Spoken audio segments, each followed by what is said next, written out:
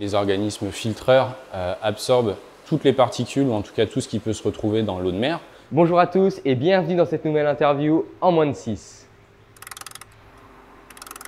Arnaud, bonjour. Salut Maxence. Tu es doctorant depuis 2018. Est-ce que tu peux nous expliquer où on est et ce que tu fais ici toi quotidiennement? Ouais, alors bonjour Maxence. Aujourd'hui on est au marais expérimental CNRS de Loumeau. C'est un marais de 7 hectares qui appartient donc à l'Université de La Rochelle et au laboratoire Liens. Donc l'objectif de ce marais-là, c'est de pouvoir mettre en place des projets de recherche, notamment sur les pollutions, les contaminations et voir un petit peu ce qui se passe dans le milieu océanique. Et nous, on travaille essentiellement ici pour travailler sur le modèle huître, que je vais te parler un petit peu plus tard. Alors toi, justement, comme tu viens de nous dire, tu t'intéresses principalement aux huîtres, mais aussi aux microplastiques. Alors, c'est quoi le problème? Donc je travaille sur le projet qu'on appelle AquaEco, qui veut dire amélioration de la qualité environnementale en zone conchilicole.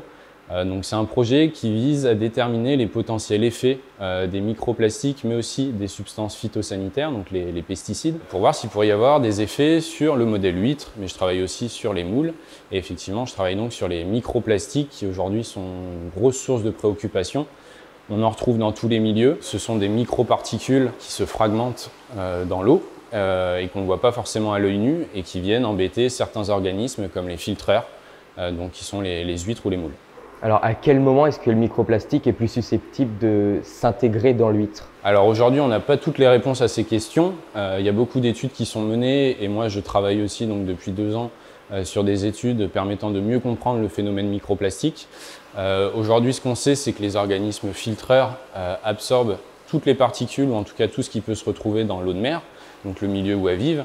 Que ce soit une taille microplastique ou même nanoplastique, ce sont des particules qui pourraient se retrouver dans les huîtres. Mais à quel moment est-ce qu'il arrive dans l'huître? Est-ce que c'est quand l'huître commence à naître? Est-ce que c'est quand l'huître est déjà en coquille? Alors voilà, ça c'est une belle question. Faut savoir que l'huître, c'est un cycle de développement très large. L'huître, lorsqu'elle naît, elle est sous une forme larvaire, donc c'est micrométrique. Ça va nager dans l'eau durant une vingtaine de jours, et puis à 20 jours, la larve d'huître va venir se fixer donc sur un support. Et à ce moment-là, la larve d'huître va développer sa coquille de calcium et former la coquille d'huître qu'on connaît lorsqu'on l'achète sur les marchés. Et on ne sait pas aujourd'hui si les microplastiques pourraient venir se fixer ou être ingérés par les larves d'huîtres, donc les petites huîtres, ou alors venir uniquement au stade adulte ou naissant lorsque les huîtres filtrent pour pouvoir s'alimenter. Alors toi Arnaud, avec ta thèse, tu agis aussi pour l'environnement. Où est-ce que tu trouves tous tes microplastiques pour tes expériences? Alors, il y a plusieurs choses. Moi, je fais des collectes de macroplastiques sur le littoral d'Angoulins-sur-Mer, donc sur la plage. On met beaucoup le focus sur les matériaux plastiques utilisés par les conchiliculteurs, notamment les coupelles de captage, les poches ostréicoles ou les élastiques qui servent à tenir les poches sur les tables de production d'huîtres. Donc nous, on ramasse ce genre de macroplastiques-là et on va les broyer pour les utiliser en tant que microplastiques et voir s'ils pourraient avoir un potentiel effet sur les larves d'huîtres, mais aussi sur les huîtres adultes. Est-ce qu'il n'y a que les microplastiques qui polluent les huîtres? Alors non, il n'y a pas que les microplastiques. Moi, je m'intéresse à cette partie-là, mais il y a plein d'autres choses autour du microplastique. Le microplastique, c'est donc une particule de polymère donc qui a été fabriquée de façon industrielle. Mais il y a plein de polluants dans le milieu environnemental et notamment dans le milieu marin qui peuvent venir se coller sur les plastiques. Ça peut être des métaux, ça peut être des hydrocarbures, ça peut être des pesticides, ça peut être toutes autres sortes de polluants. Et donc ce complexe-là, ce cocktail de plastique plus autres polluants, va créer une toxicité peut-être plus accrue pour les organismes marins. Les larves d'huîtres nagent, donc je regarde s'il n'y a pas une anomalie de comportement. Je vais regarder aussi la physiologie de la larve d'huître, voir s'il n'y a pas des malformations, voir s'il n'y a pas un problème au niveau de son développement, un retard de croissance, choses comme ça. C'est vraiment tous les aspects que je regarde aujourd'hui ici au marais expérimental.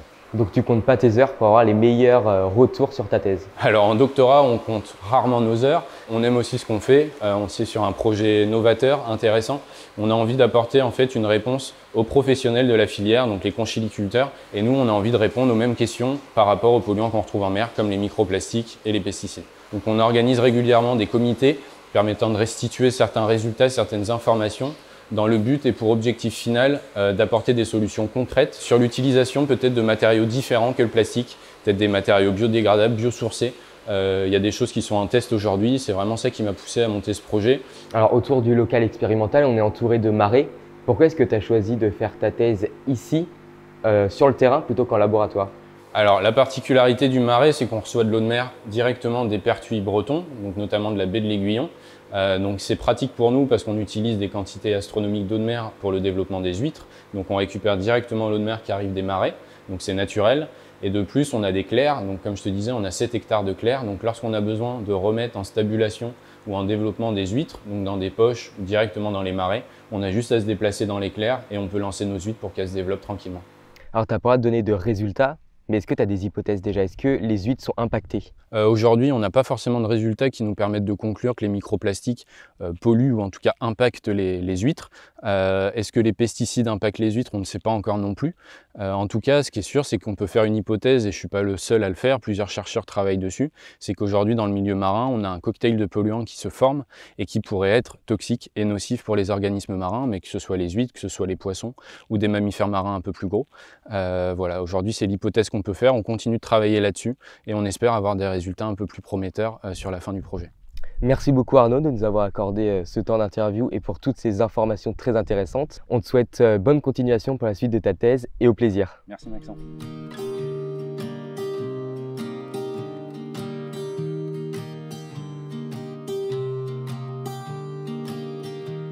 I was never the one to write up a song for just anyone.